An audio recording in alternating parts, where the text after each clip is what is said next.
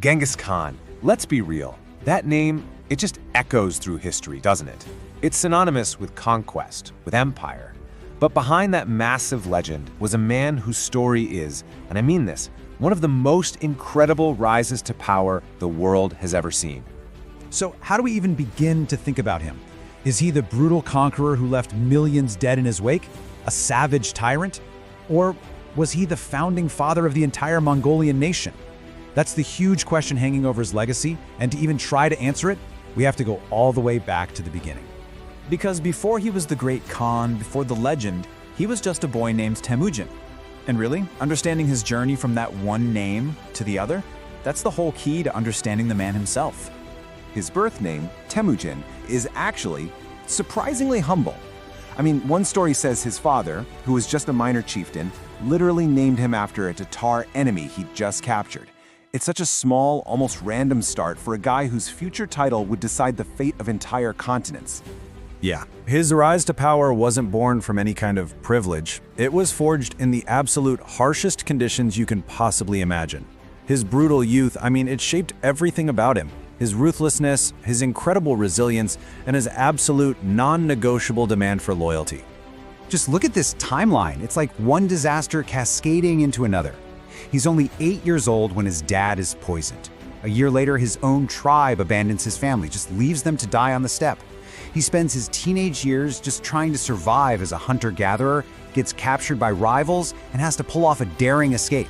This wasn't a tough childhood. This was a daily fight for survival. And in a world that brutal, you're forced to make some truly brutal choices. In a fight over food, over hunting spoils, Temüjin and his brother literally ambushed and killed their older half-brother, Betrayal. This act was so shocking, so taboo, that it was written down in the Mongols' own secret history. It secured his spot as the head of the family, sure, but it also showed the terrifying lengths he was willing to go to for power. So from this absolute rock-bottom beginning, Temüjin starts his climb. And you gotta understand, he wasn't just a great warrior, he was a political genius.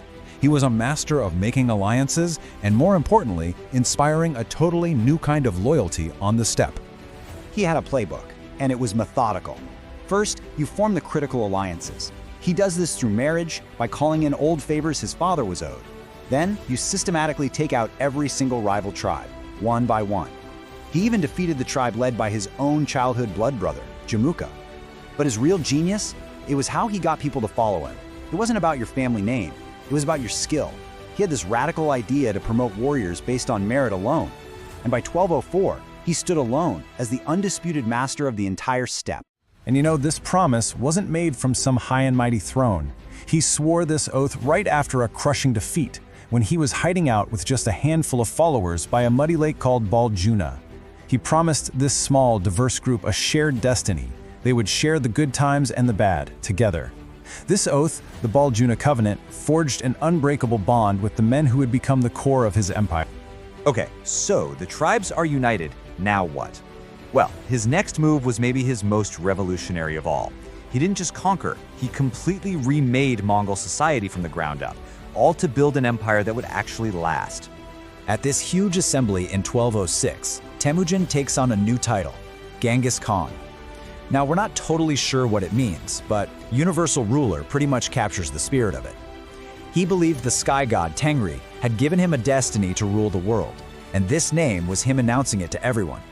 And this right here, this was his masterpiece. He totally shattered the old way of doing things, where your only loyalty was to your own clan, your own tribe.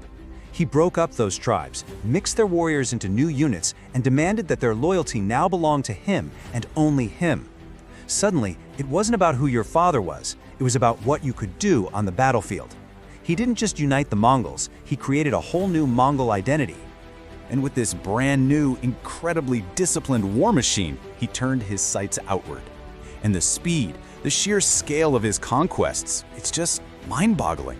The Xia Kingdom, the powerful Jin dynasty in northern China, the great empires of Central Asia, one by one, they all fell. But the cost of building this empire was catastrophic. According to the Persian historians who were writing at the time, the destruction of just 3 major cities during one campaign, Nishapur, Merv, and Herat, led to an estimated death toll of over 5.7 million people.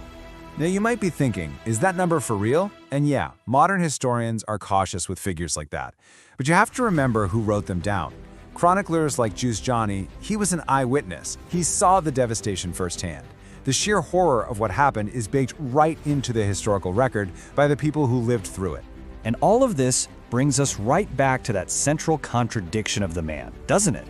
The builder of a nation and the destroyer of worlds, all wrapped up in one person. His legacy is one of staggering duality. I mean, just look at this. It's like two completely different resumes. On one side, you have the brutal conqueror, the annihilator of cities. But on the other, you have the nation builder, who created a legal code, who practiced religious tolerance, and who started the Pax Mongolica, a century of Mongol peace that made trade routes like the Silk Road safer than ever before. That paradox followed him right to his grave. He died in 1227, in the middle of his final campaign. And his last order? The total annihilation of the Western Sha people. The campaign was so thorough, it's been called a successful ethnocide, an attempt to literally wipe an entire culture off the face of the earth. So we're left with this fundamental question. Was Genghis Khan just a product of his incredibly violent times, doing what anyone in his position would have done? Or was he something else, a singular, transformative force who bent the arc of history to his will, for better and without a doubt for worse? In the end, that contradiction is the legacy of Genghis Khan.